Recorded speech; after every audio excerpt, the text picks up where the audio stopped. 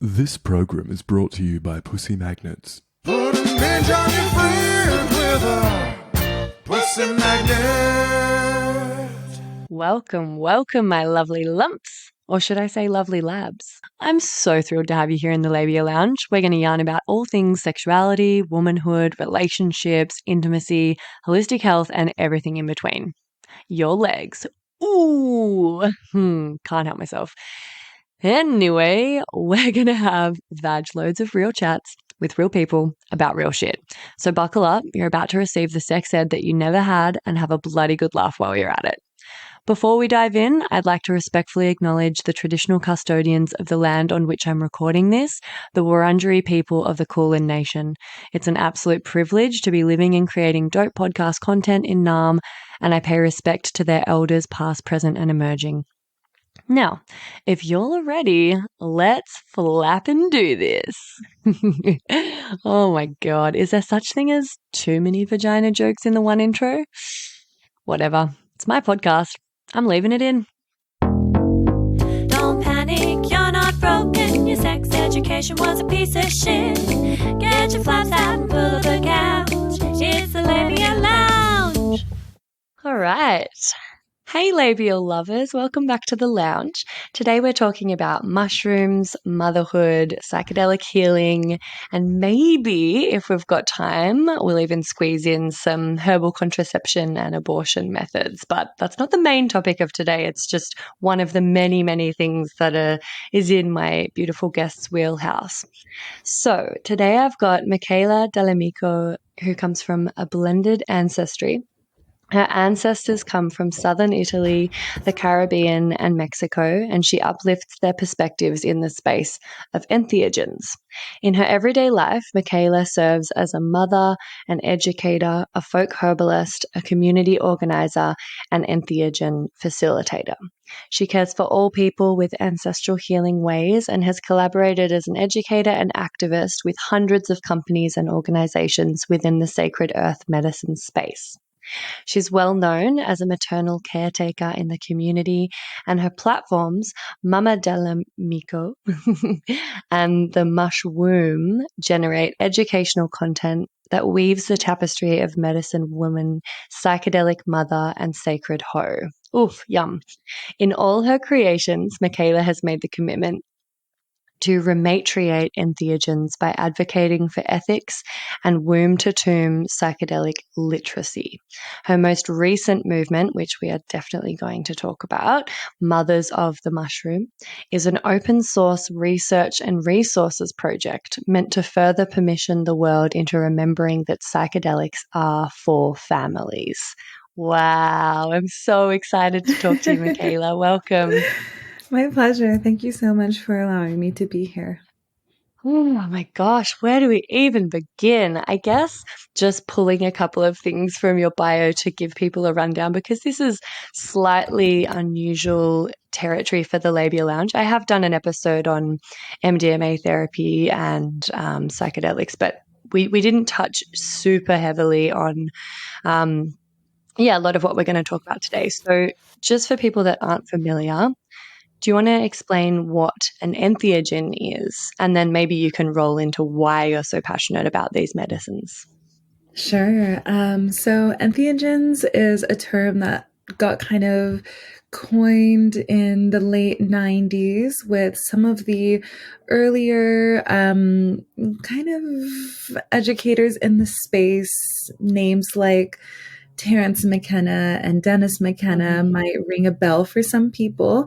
And we received the word entheogen out of that movement. And it is of kind of a Greek origin, theology being the study of God, right? So theo, as many people know, means like spirit or like the endogenous godhood.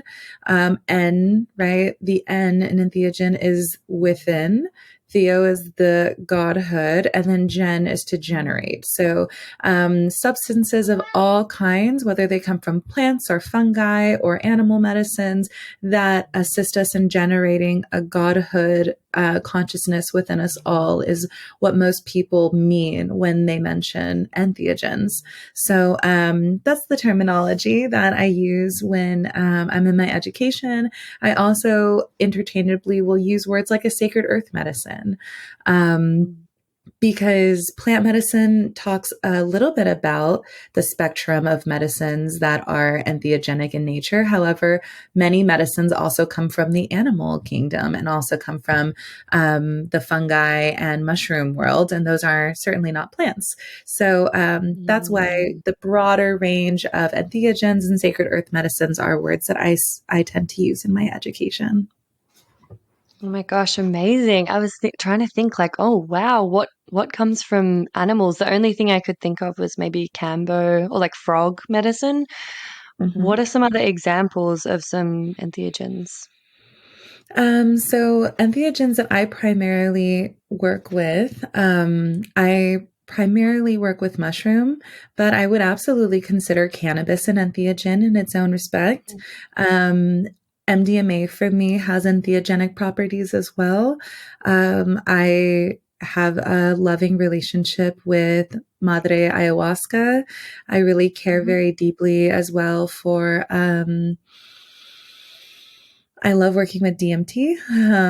I also have a relationship too with tobacco, and I would love to make the claim perhaps that, you know, there isn't like a hierarchy of sacred earth medicines that some people might like want to position. You know what I mean? It's like ayahuasca and DMT all the way at the top, and then like the humble chamomile here at the bottom. You know what I mean? I have learned that in my folk herbalism practice that like every single element of nature, animal, plant, fungi relative, tree relatives, have like an endogenous godhood and spirit within them that can teach us. So I would love to just offer that as a possibility to your listeners to imagine what, you know, a sacred rose, you know, the teachings of a rose might give to us as far as blossoming and sensuality and sweetness and the presence that they bring. And also, you know, these other helpful medicines like working with water, you know, and like the medicine that is as well. So some of the entheogens that I work with, and also want to expand the definition to include all sentient life on Earth. Damn. All right. So beautiful. So when did you kind of begin your relationship with entheogens, you know, herbalism? It sounds like it's something that's come from your ancestry and that has always been a part of your life in some shape or form. But what kind of brought up enough passion to follow this as your kind of career? Yeah. Yeah, my work in the world was certainly paved by my ancestry, 100%. I am on my mother's side of the family. We come from folk herbalists. So their rural and remote hometown in southern Italy was about 2 hours away from an allopathic hospital. And so most of their knowledge of healing had to come from what was passed down and what was around. So most of the babies were born, you know, right there in the home. And that was and broken bones, sprains, illnesses, those things were really managed and maintained by the tradition of knowledge. And so I'm very grateful to have been raised also in a household that was that way. And my mother built a beautiful foundation for me in sourcing a lot of that healing knowledge with plants and practices. So I grew up in that, and not both of my parents were like that, though. I did grow up with a father who also had different gifts. And his different gifts were in the arts. Both of my parents are creatives, but my father was a dancer and a performer and an orator and someone who really expressed himself through like musical theater and performance. And so, yeah, I also was raised up in movement and dance and singing in the church choir and stuff. So I think that was actually really cool, a really cool part of my upbringing that I love to let people know about, that performativity and creativity are also a big avenue in which I share most of the things in my world. And I first got in contact with mind altering substances. I mean, my parents were heavy drinkers. So, I mean, I think I started experimenting with alcohol like at a pretty young age, 12, 13, just discovering tobacco, discovering cigarettes, things like that. And then, very poignantly changed my mind with cannabis for the first time. I smoked when I was 12, and I found actually MDMA shortly after that. So cannabis came first. MDMA came when I was 13. I navigated those altered states of consciousness. I actually became addicted to opiates at 13 and 14. So I was always really fascinated by changing my mind, and had to learn how to do so in righteous ways, not every way was a righteous way. And I needed to also learn harm reduction and educate myself too. So I found LSD and psilocybin in college, ayahuasca shortly after. So I drank ayahuasca around age 20. And so that was almost 10 years ago. So I'm happy. I'm so happy that I was able to find these medicines early in my life. In my teen years, I found LSD and psilocybin in my teens. I was only 19 when I found those medicines, and people are being introduced to them now. But something that's just so markedly different about the people journeying in college and the people journeying these days is like the galvanization of the personality, right? The like rigidity and the dogmatic beliefs that seem to like sink their teeth into people. The older that they get, the more jaded they get about the world. And I'm really grateful that I found these medicines as like a curious, spirited young person who wanted to just learn from them, as opposed to maybe like, what can you do for me? I want you to be this for me. So I'm really grateful that I found good teachers at that time. I found, yoni steam practitioner teachers. I found powerful women to help guide me. I sat in many women's circles and sat in these communities of traditional healers and continue to do that to this day. So as much as finding medicine is important, I also feel that finding culturally competent and, these spaces that speak to our ancestry and call them forward is just as important as the medicine itself. Yeah, big time. And so many stories I've heard of people finding these medicines when they were young, but in the wrong environment or without the right scaffolding and support and education, and having, this first experience completely unprepared. And it being a little bit traumatizing because they didn't have any of those things in place to, I guess, caretake their first experience, or sort of, grandfather them into that.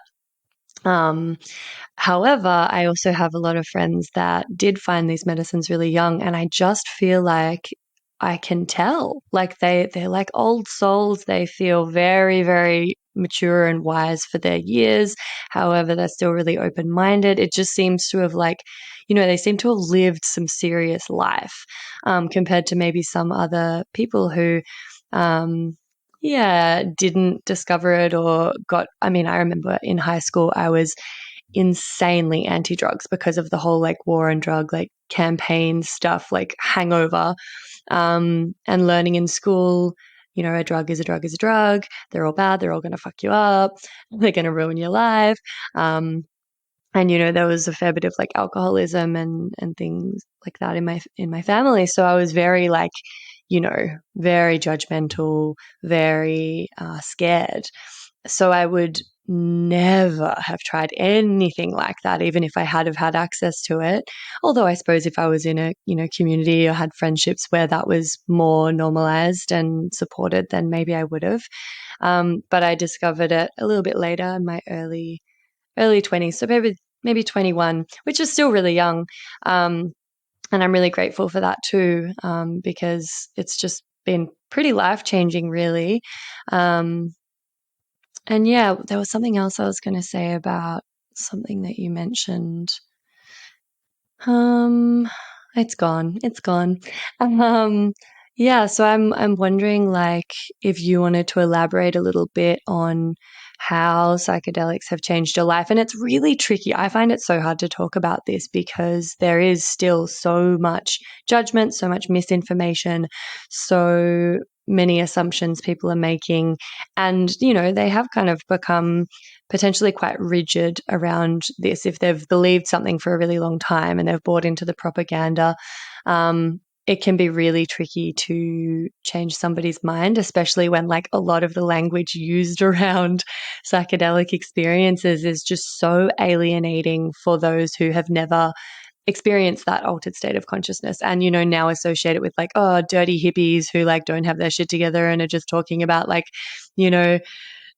consciousness or whatever.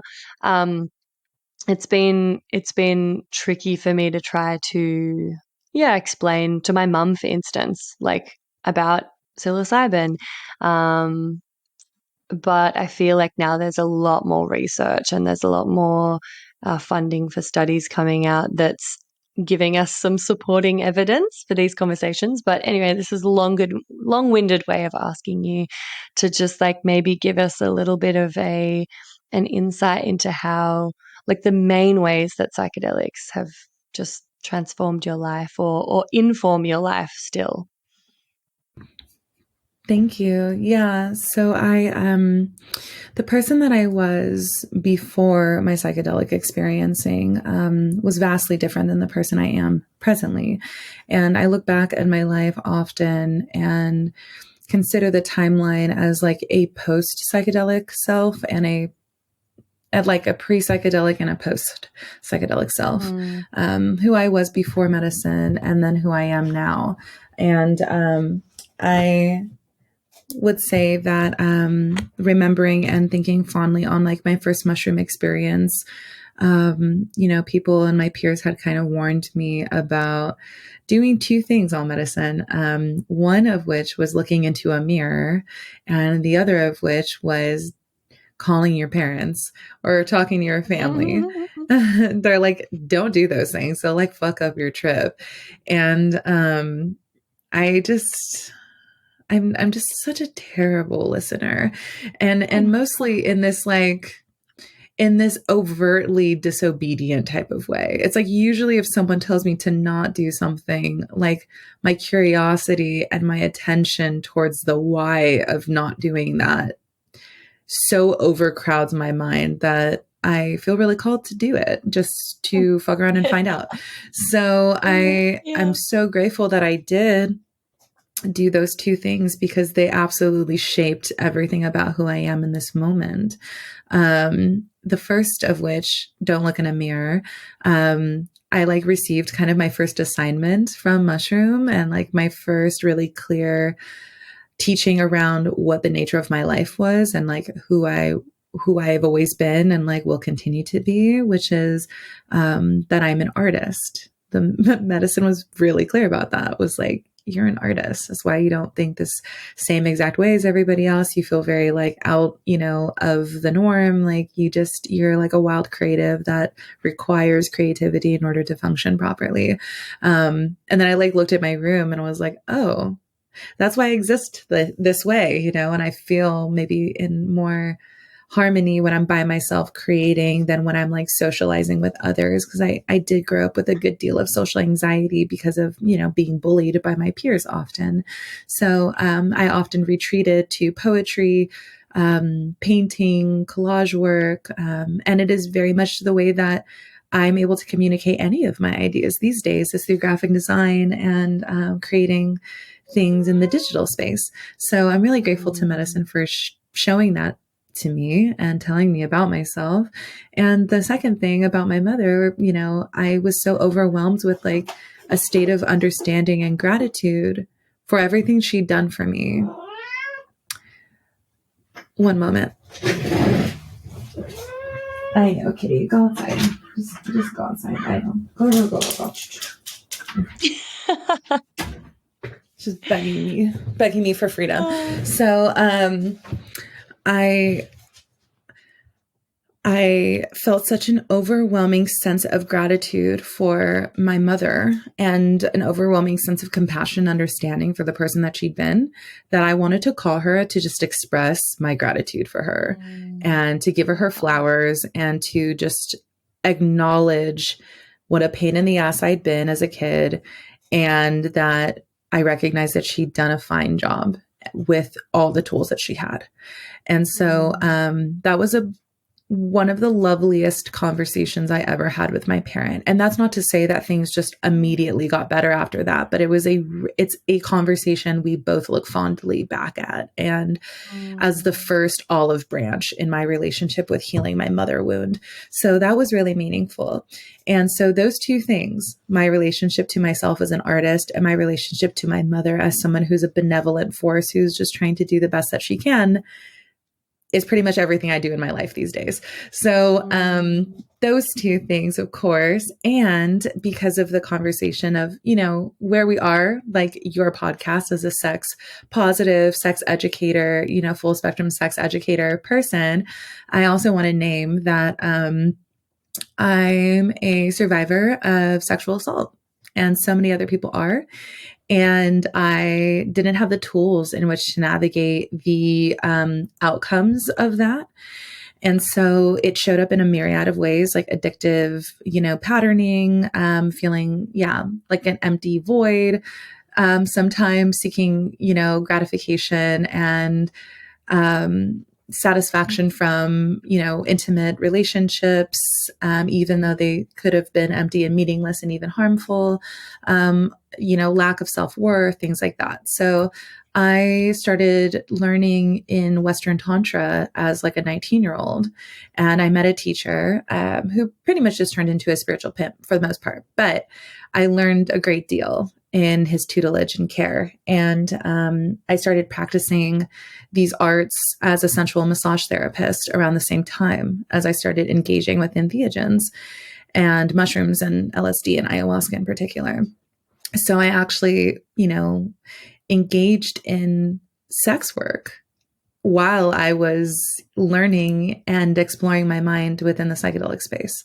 And I see the extreme benefit of, you know, what I received in exploring my body, exploring others, exploring intimacy, closeness, sacred sexuality with the support of psychoactive medicines.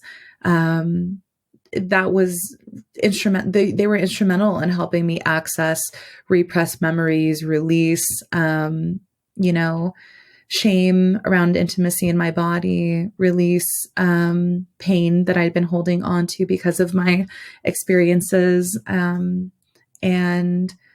alchemize the truth that not only could I walk in a beautiful medicine path and like honor plants and be honored by medicines and explore and expand in this way, but could also be a very pleasurable, sensuous, and an intimate being.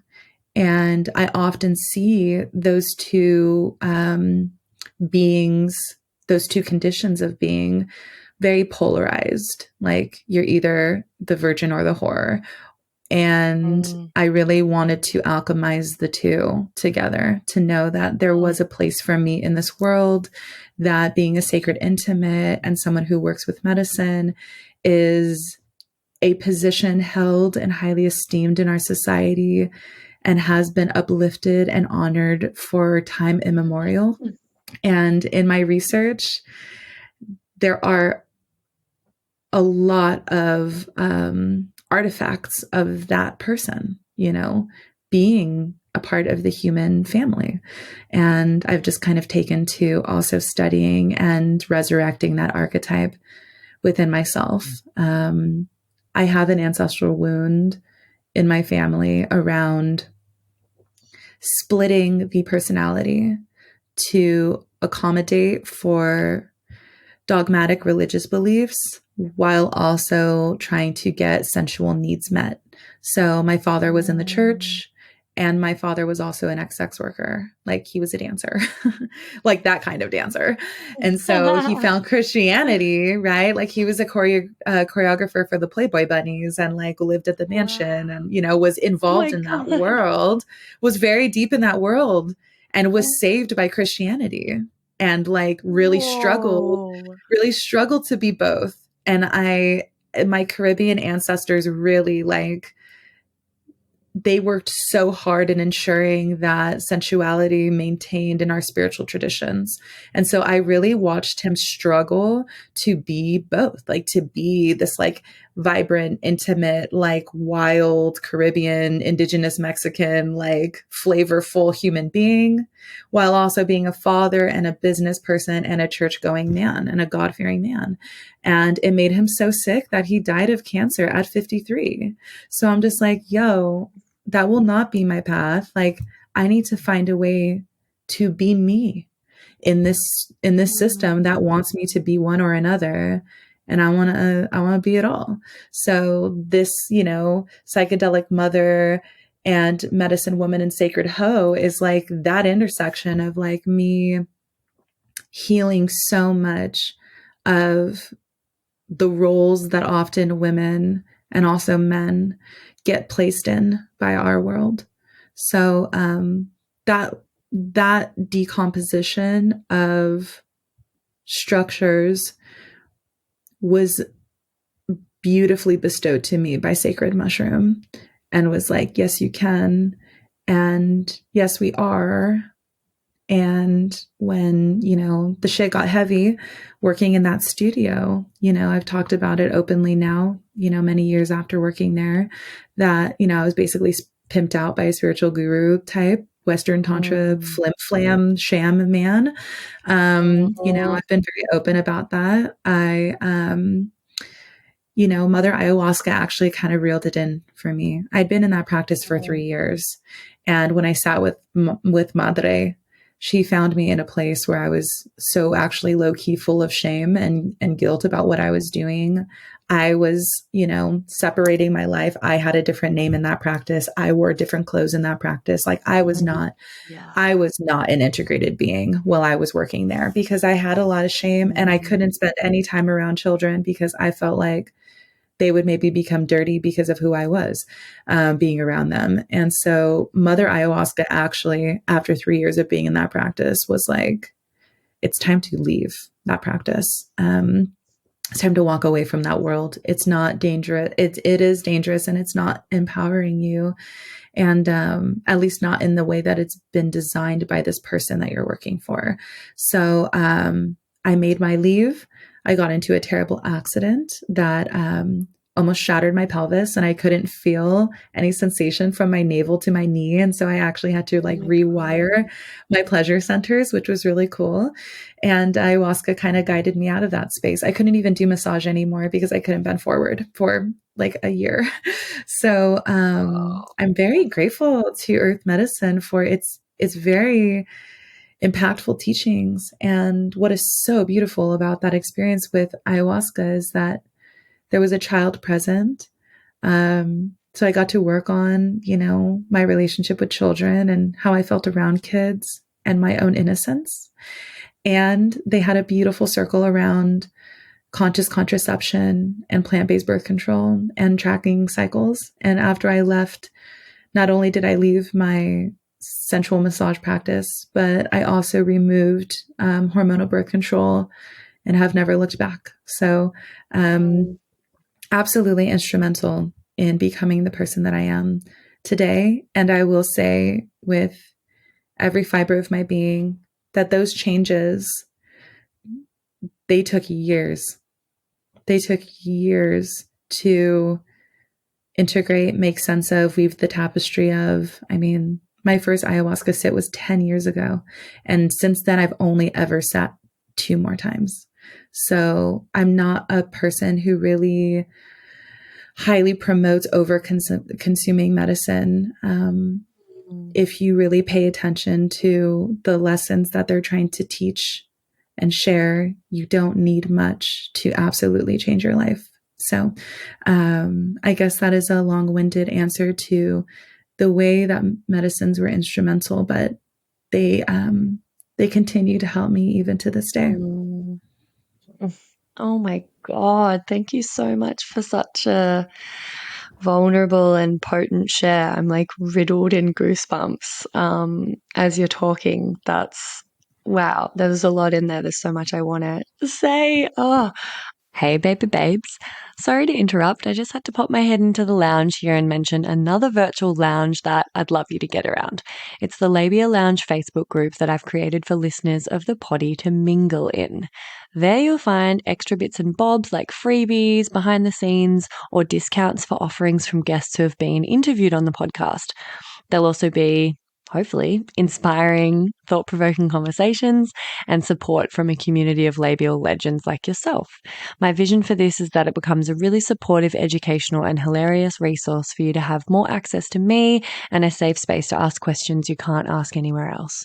So head over to the links in the show notes or look up the Labia Lounge group in Facebook and I'll see you in there. And now back to the episode. I think like that's so, just while it's in my head before I forget, it's so interesting that feeling of like, oh, while I'm doing this sex work, I can't be around children. I'm going to, the dirtiness will rub off on them. And there's that kind of shame. I was doing, so I do yoni massage and yoni mapping therapy. And I was at the time doing lingam massage and some tantric body work, like when I was first starting out on this sort of like sexual healing path while working as a childcare worker at a kindergarten. And I used to be really scared that the parents were going to find out because like I didn't feel as though it was wrong, but there was this really interesting kind of sort of double life personality split thing going on that you kind of described, not as extreme, but like, yeah, I totally grappled with how to integrate those two parts of me. And, it was actually really cool because I ended up nannying for a few families in really progressive areas who were super open to hearing about what I did. And they weren't like, get away from my children. But yeah, as I've done it over the years more and more and kind of stepped into that as a professional career, I think I've really integrated a lot of the latent shame that I hadn't fully let go of when I was first delving into that work. So yeah, super interesting. Oh my gosh, I can't imagine how completely torn apart your dad would have been, like trying to, live with both of those like realities and expressions of himself. Oh my gosh, just so horrific that we even have to, we feel like we have to make a choice between them. Hey, so I'm just really grateful that you're doing this work and you're showing that like you can be a mother and you can also be fucking sexy and sensual and you can also, enjoy pleasure and altered states of consciousness. And yeah, it's so important. But before I forget, I want to direct people to an episode that I have, actually a couple of episodes around something that you brought up. It just sparked my memory of these episodes I did on the spiritual community, like underbelly, that is getting talked about more and more now. But I had a guest, Mangala Holland, and also another guest, Bonnie Bliss, who I've done a couple of different episodes on these sorts of things where, like, these women were in tantric ashrams / sex cults. And it's just, when you were talking about this tantric guru that basically pimped you out, I was like, oh my God, another. So yeah, I mean, I'm not like saying that entire industry is fucked, obviously, like that's where I started my work with sexuality, but I've gone pretty far away from that origin now because there is a lot of gray area and a lot of shady shit going on. So if anyone's interested or curious, go check out those episodes. One's called the underbelly of the spiritual community. I think the other one's called Clitgasms Aren't the Devil. Because as you might know, in the tantric community, sometimes they talk about clitoral orgasms being at the bottom of the hierarchy and being very naughty. Anyway, let's do the segment Get Pregnant and Die. Don't have sex, because you will get pregnant and die. Don't have sex in the missionary position. Don't have sex standing up. Just don't do it. Promise?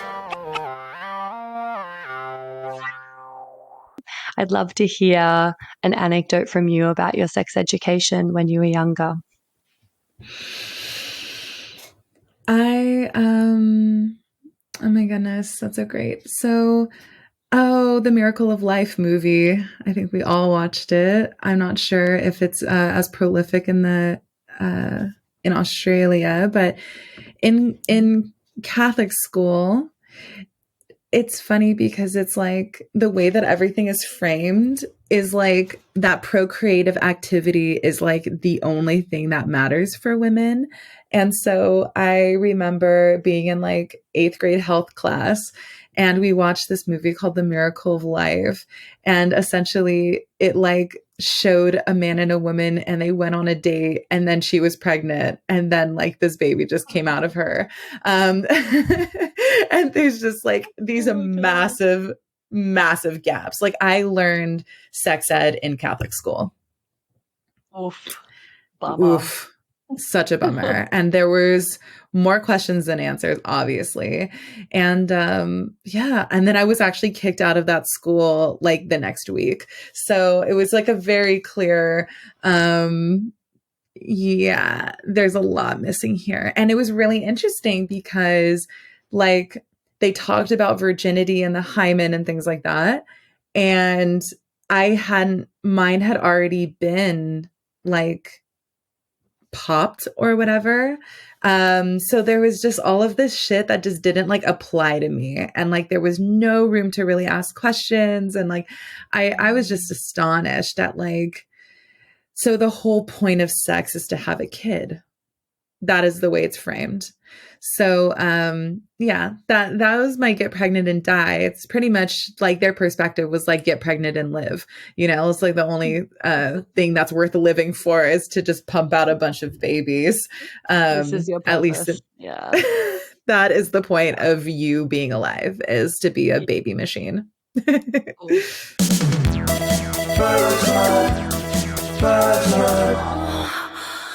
Oh my God. Yeah, super fun. So yeah, super fun. Stoked for you. We're all wondering though, what got you kicked out of school? Yeah, so as I mentioned before,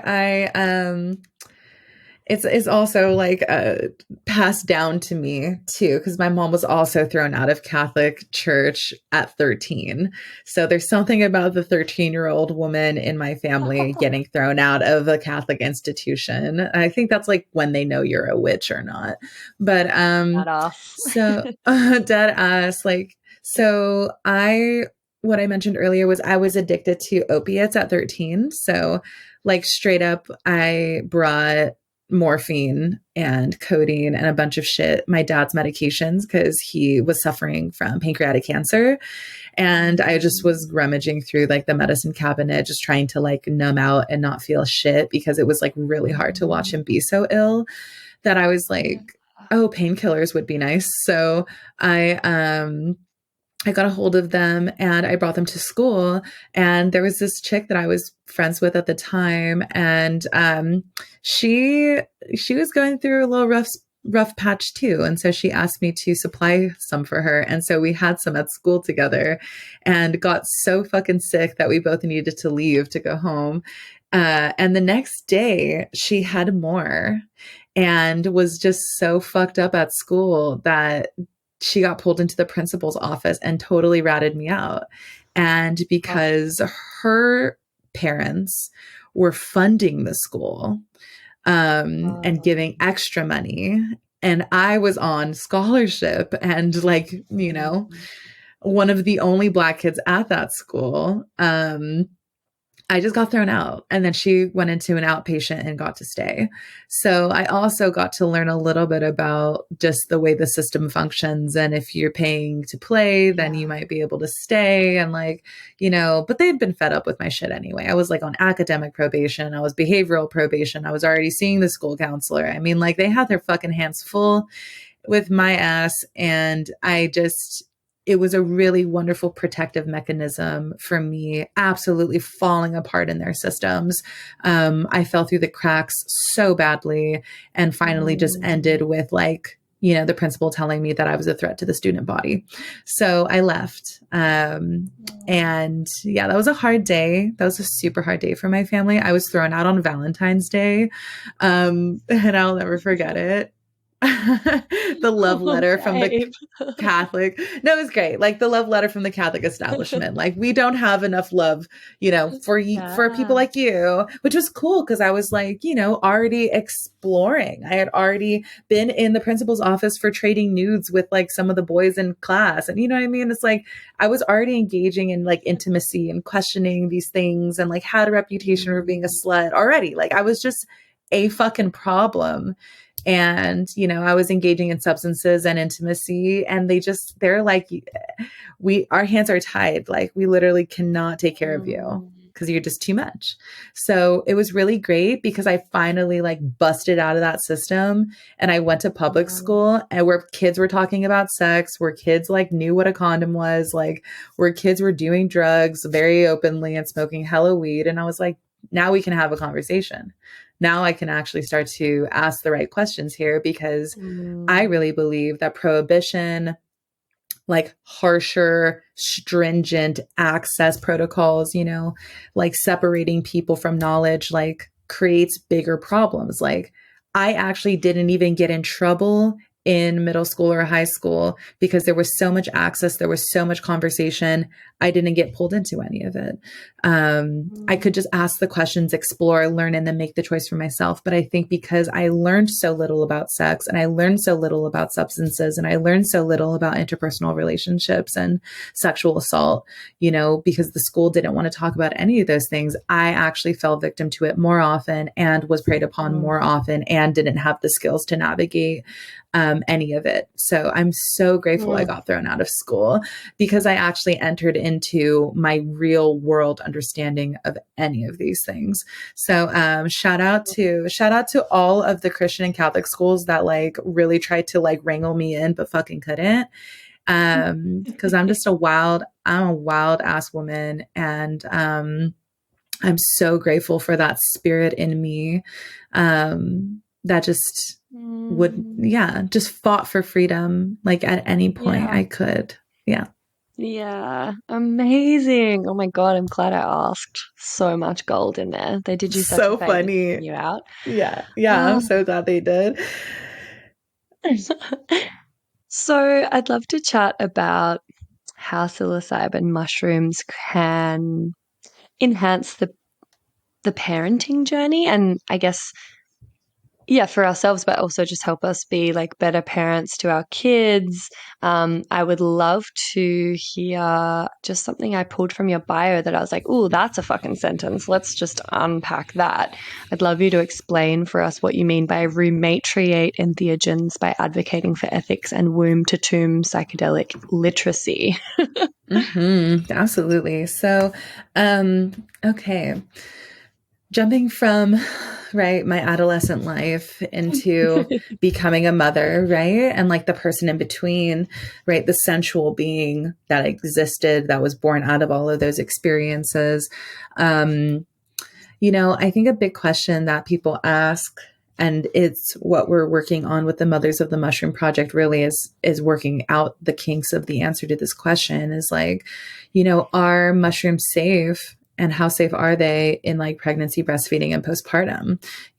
Because when does a mother's relationship with mushrooms end, begin, and when does that like circuitry, what are the depths in which that circuitry can exist? And so I maintained a really close relationship with mushroom well into my 20s. And I found a beautiful person to share my life with. and, participated in substances with this person and continued it in my own way. And we became pregnant when I was 25. And I just was faced with that question, like, do I stop my relationship with mushrooms here? Do I continue it? What's the safety? So, speaking to the audience of people that are not yet pregnant, just want to share that, starting from as early as that, as part of the answer to how do mushrooms impact a parenting process?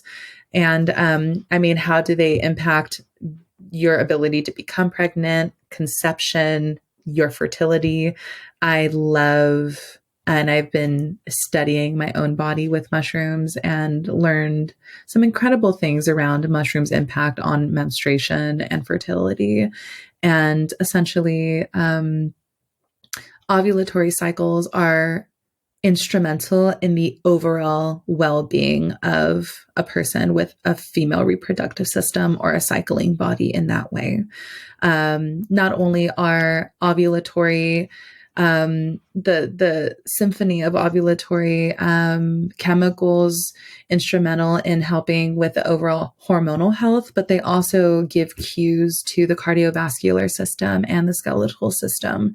So, the foundations of our body are pretty much like fueled and supported by ovulatory cycles. And so hormonal birth control is something that, I love to bring up in conversation around fertility and overall uterine well-being, hormonal health. And, how do mushrooms impact someone that is on hormonal birth control might be a little different than someone who might not be on hormonal birth control. So that's something to keep in mind. And also, a lot of the earth medicines function differently in bodies with hormonal birth control and without hormonal birth control. So also really cool to understand as well. What I've learned and seen in myself, I do regular, not just symptom thermal mapping, or just like body markers, but I've used scientific tools to measure my hormones over the course of like cycles and seen the impacts that eating mushrooms makes on hormones in real time. And what I've seen in my own body, there's actually like cool technology that you can buy and strips that you can use to read the hormonal makeup of yourself through a cycle. And it's a really important thing to study yourself. It's a really important thing to know what's going on in your body at any given time. And there's ways to track that, with period trackers and biomarkers and things. And I'm also really a data-driven person. And so I really wanted to see the numbers. And I found a really affordable way to do that. So I had a high dose mushroom experience around the solstice, winter solstice. And I saw in my hormones that my LH, my luteinizing hormone, skyrocketed the day after I ate mushrooms, which was very fascinating because as I've supported people wanting to become pregnant, I've found that people dealing with fertility issues or having trouble getting pregnant often after high dose mushroom experiences have a much more easeful time conceiving, which is very interesting.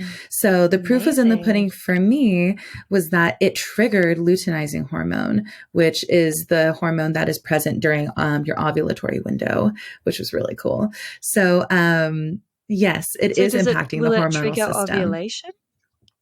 It didn't trigger ovulation. It triggered and created a fertile environment. It did not trigger my ovulation. It created. So you'd still want to be doing it around the time where you're due to ovulate kind of soon. It might just like lengthen the fertile window by creating a more conducive environment in there for like longer than the average kind of fertile window. Absolutely. Is that what you mean? Absolutely. Okay. Yeah. That's cool. At least what I noticed within myself. I peaked luteinizing hormone twice in that cycle, which doesn't mean I ovulated twice because you don't usually ovulate twice in a single cycle, but I had peak fertility more than once, according to the numbers, which was very cool. So that is anecdotal, but is something that I've been able to read in myself, which is very cool. Excuse this quick interruption.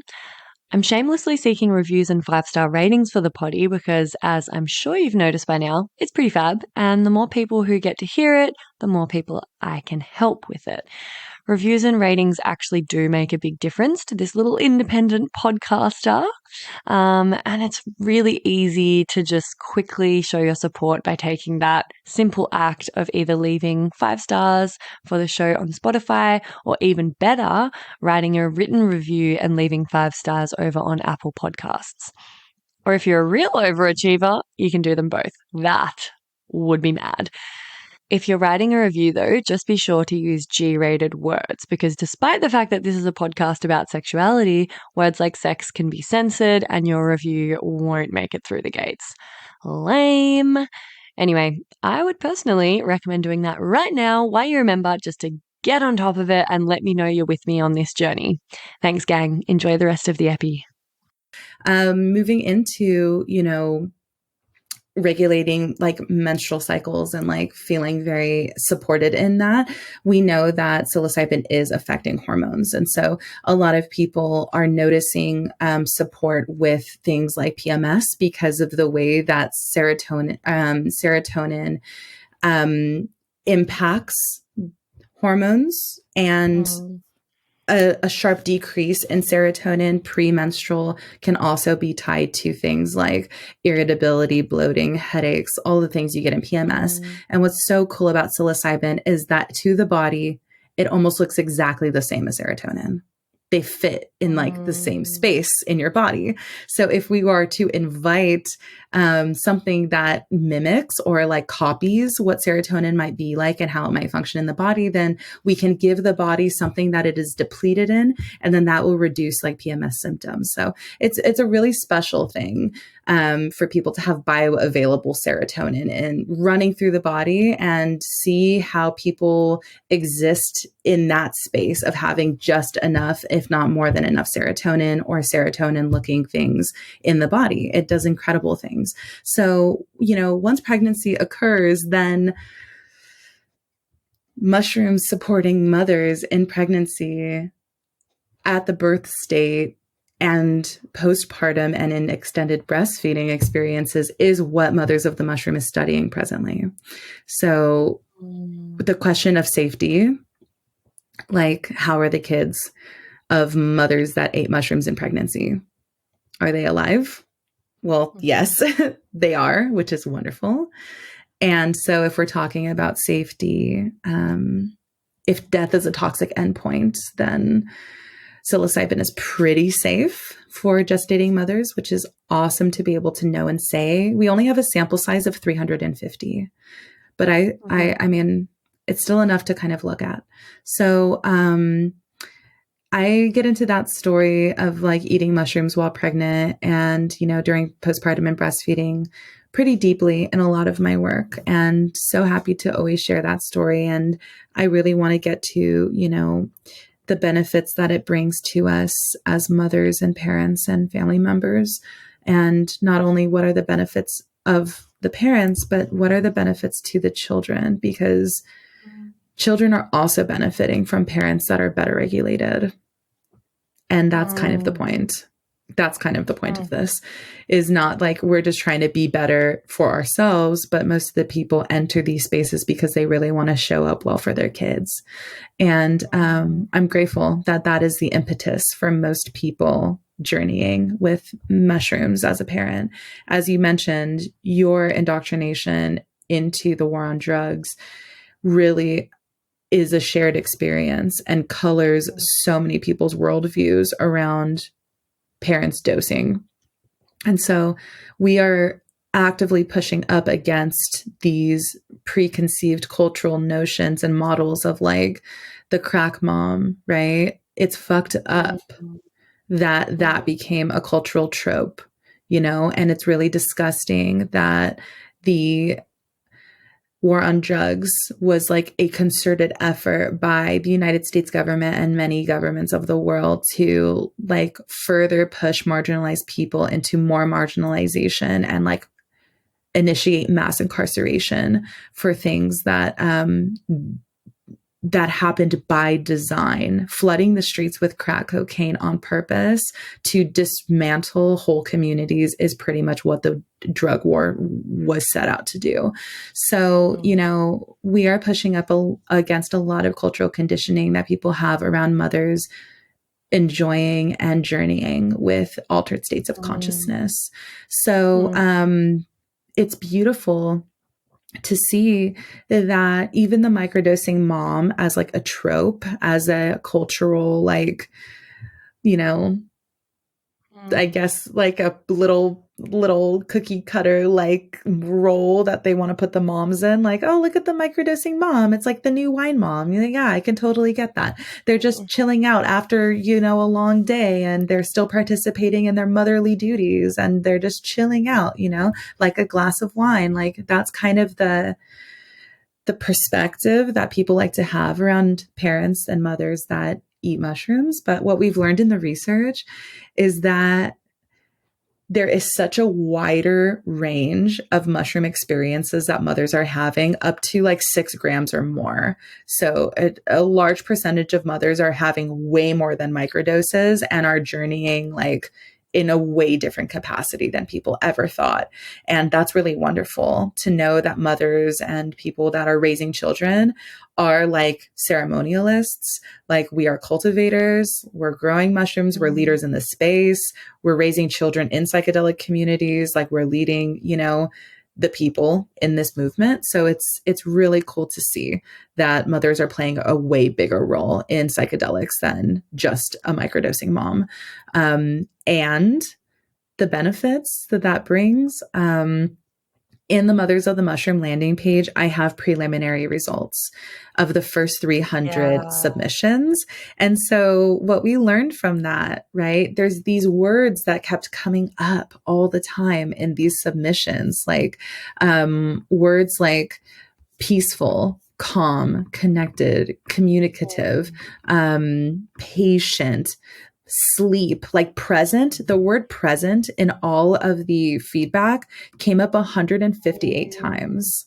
So we're talking like a more connected, peaceful, emotionally regulated, happy, relaxed, not anxious, energetic, intuitive energy, you know, like these mothers are receiving this. And one of the questions we had was like, what benefits are you seeing for the kids? And those words are very much shared in a lot of the feedback around how the kids are functioning. And what I loved, what one mother said was, my child is benefiting because I'm a more regulated parent. And that shit hit me like, I talk about this very often. When I talk about psychedelic family life, people are obsessed with this idea that I'm dosing my kid. They're like, oh my God, like, I can't believe your kid is microdosing or whatever, right? My son is 4. In a cultural context, he would be eating mushrooms at this point, right? And we have not made that decision for ourselves yet. It's not that he hasn't tried them, because he certainly has, but are we actively dosing our child at this time? No. And I absolutely want to normalize that, because there's lots of 10-year-olds eating mushrooms right now.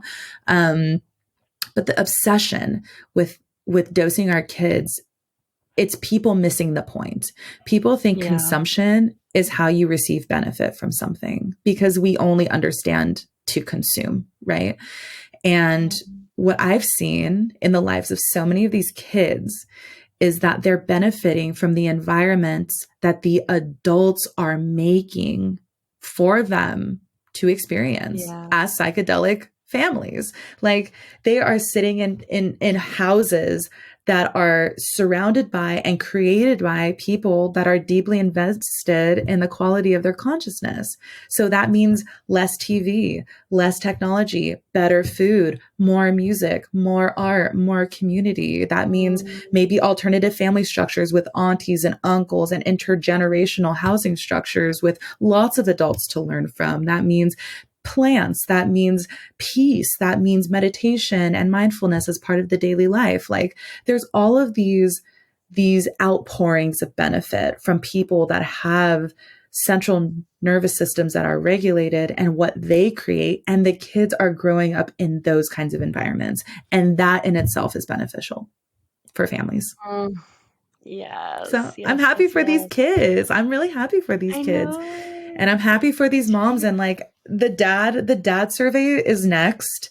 And, the dads also deserve to tell their stories because the fathers are showing up a little bit more and in a way that they never had in previous generations. And it's really cool to see, gender roles becoming more fair and more neutralized and more equality in the family home, where mothers are not just so burdened by the weight of having to carry the entire home without pleasure, without resources, and with this like you belong to me mentality. So I'm really happy and looking forward to what this world of children and these next generations look like when they're being raised by mothers that are happy and fulfilled and healthy and self-determined and also being more supported than they ever were. Yeah, amazing. And it's just so obvious to me when, like, because I worked in childcare for years, from 0 to 4 or 5 years old was my kind of age group at the childcare center in the kindergarten, and it was very yeah, very obvious how sensitive and how affected these kids were by their parents' emotional state. And, even when they're babies, like when the parents were dropping them off, was one of the most obvious times that you would see this. And if the parent was really emotional or anxious or feeling really stressed and not great about, like, maybe they're feeling guilty or, they were kind of worried about the drop off, worried about leaving their child, that child would absolutely scream and cry the center down. And, the distress from the mother would just kind of be reflected in the child, and it would just be this vicious cycle. And I would often just be like, can you please just leave? Like, you just got to do the drop off, hand them over, get the fuck out of here because you're making it worse. I obviously didn't say those words, but and then as they got older in the kindergarten, like real anxieties were starting to come out, and I would meet the families and the parents, and I would see that the parents had a decent level of anxiety themselves, or they weren't able to be fully grounded or present. And what I noticed in the preliminary results of the Mothers of Mushroom study was like one of the top three, most commonly cited benefits were relief from anxiety, feeling present, and feeling calm. And it's like if you're in that space, you're in that emotional space, your kid is 1,000,000% going to benefit from that and reflect those emotional states. So yeah, it's so powerful what you're doing. I can't wait to see the study for dads. It's still open at the moment, like people can still contribute to the study at your website. Yes, absolutely. So we're at a really sweet number right now. We're at 340. And so I think 350 is like such a great sample size because it's like small enough for me to actually work with and like big enough to actually say this is kind of a substantial group of people to be looking at. And like it's going to stay open. It's just we're probably going to pause at a number so that we can really work through the data together, because it's so many stories. And so I highly encourage anyone listening, please share. If you or a friend or anyone you know in your community ingested mushrooms in any amount during pregnancy, at the birth, postpartum, or during your extended breastfeeding experience or beyond, just that whole gestational experience is what we're really interested in. And I'm just really grateful to all of the organizations that have already like supported this project and making it come into fruition. And the full like website and all of the research and the resources will be made available to the public for Mother's Day this year. So Amazing. that's the gift. That's the gift for moms. And I'm so looking forward to really building a good conversation around this. We've learned a lot from the moms. And as you said, the way that the mothers and families are feeling is directly impacting the children. And it's clear. It's very, very clear that when the nervous system of the whole family is regulated, then the children have at least a chance to learn those skills too. And we teach by modeling, we teach by the environment. And, postpartum depression affects 3 million women every year. Like, that's an epidemic. That's epidemic proportions. And if the only thing that mothers are really met with as an alternative, to work with this is talk therapy and, SSRIs. Pharmaceuticals. Yeah. We really need to offer something that we know won't hurt kids and can actually be a really meaningful, gentle teacher and helper for people that deserve it the most in this world, which are the people that literally do the thankless work and like are holding the entire structure of our planet together, which is the moms. Yeah. And we know now, I mean, maybe this is so obvious to me, and I've been across this for years, but a lot of people probably are still very skeptical. But we know now through studies, psilocybin and, even LSD, like microdosing, is as effective, if not more, as antidepressants. So like, get on it, guys. But I don't want to let you go without getting a TMI story from you. TMI, we love it. TMI, we love it. Mikaela, do you have a TMI story for us? Okay. So too much inspiration, right? Like something that's just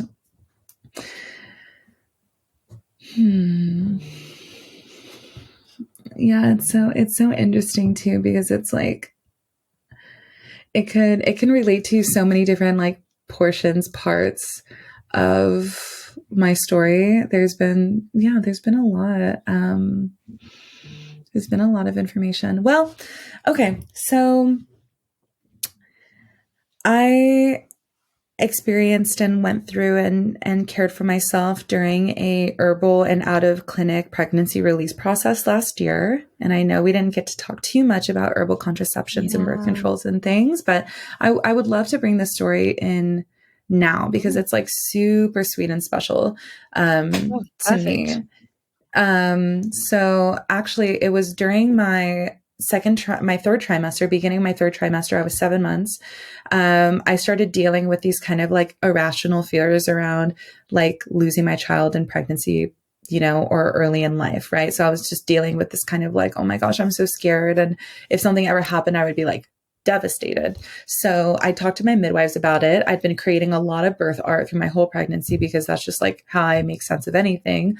And they were like, have you considered making some art around that or like exploring it? Right. And like working through these fears. And so I just was considering also, maybe the mushroom can also help me out with this because I don't know why I'm feeling this way. And so I sat with like my little coven. There's like 6 of us and we all journeyed on the autumnal equinox. And I ate 3 grams of mushrooms. We had tea. So drank 3 grams of mushrooms. My doula was there and my doula was like, she had a bit of an interesting epiphany and was like, we're going to have your baby right now. So just get in the tub and we're just going to do this thing right now. And I was like, what the fuck? I'm like 6 months pregnant, dude. I'm like almost 7 months pregnant. I don't think I'm ready. And so we went through the motions of it and nothing happened. And I was like, the water got cold, the energy shifted in the room. And she's like, oh my God, I killed your baby. And I was like, on 3 grams of mushrooms, this is the very thing that I was afraid of as fuck. And I just like, I was mortified at the prospect that maybe this could be a reality. And so she over and over and over said like, oh my God, I'm so sorry. I'm so sorry. I'm so sorry. Like I killed your baby. And I was like, holy shit. I never told her that I was afraid of this. And yet here it was coming to me right in my face. Wow. And so, I was faced with the decision of like what to do with this information in my journey. And so I forgave her and then she left the tub and I spent the next 3 hours of my journey like processing the potential reality of this being a truth.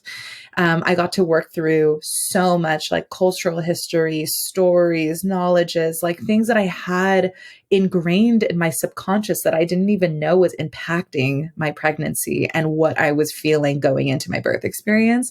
And so I came out of that.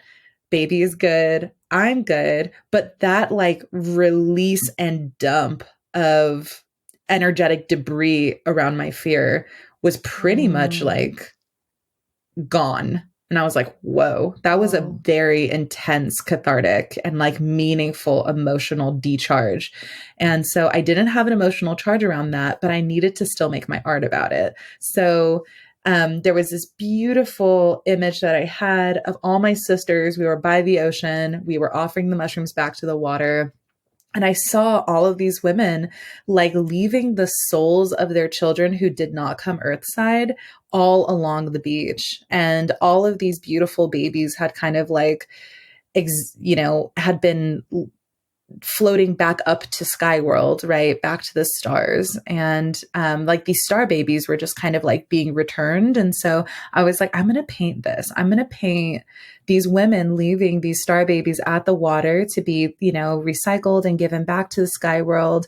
And, that will be like the imprint of the thing that I learned about this experience, that like not all souls should come earthside. Not all of them have a contract to do so, and that it is okay inherently that like not all every seed must grow, and that stillbirths and children that are lost in pregnancy or, even herbal abortion experiences.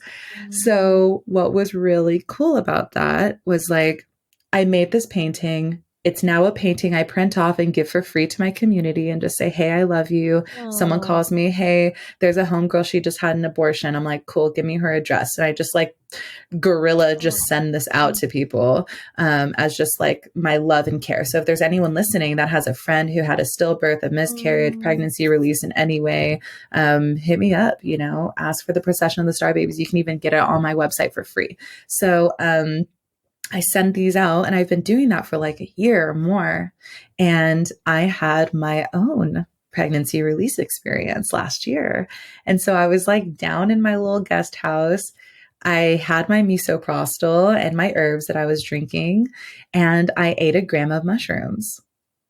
And I was in my herbal release process and my release process there with mushrooms in my system. Just to clarify, pregnancy release process, you were deliberately doing a herbal abortion? Yes. Okay, yes. Gotcha.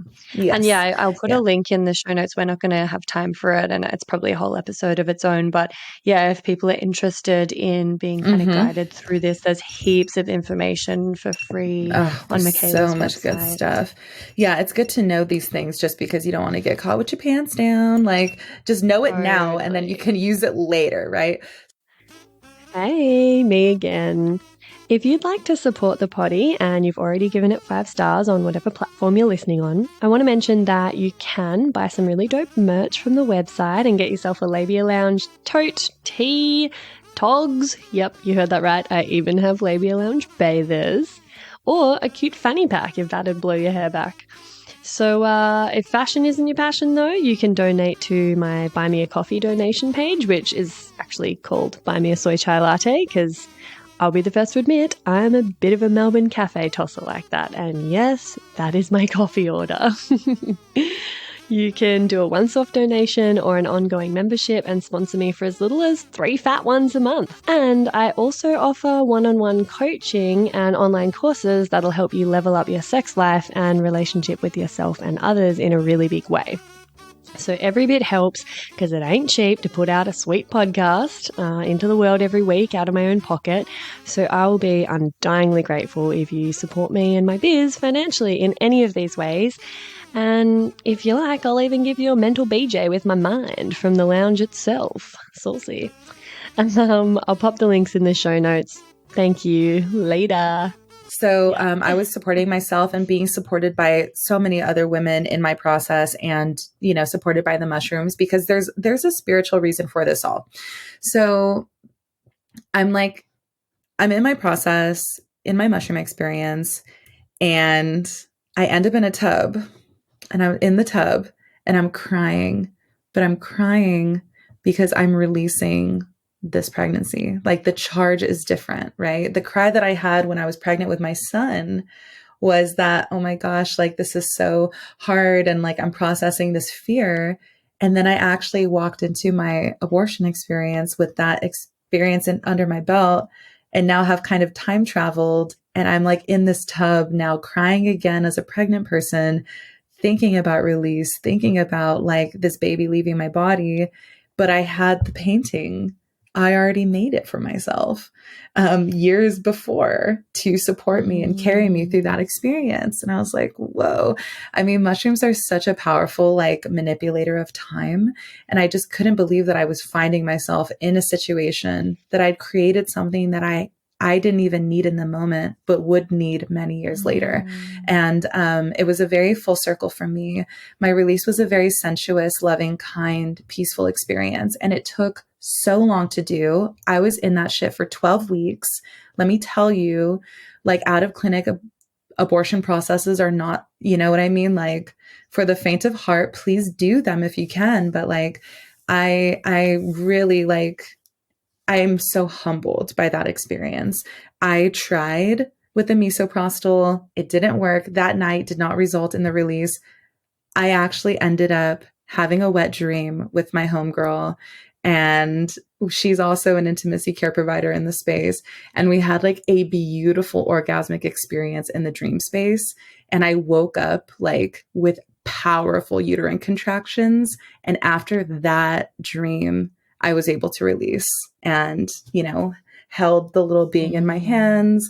I put the little being in a bottle, and I carried them with me to all my ceremonies, and anywhere that I go of spiritual significance, they come with me as just a piece of myself, you know?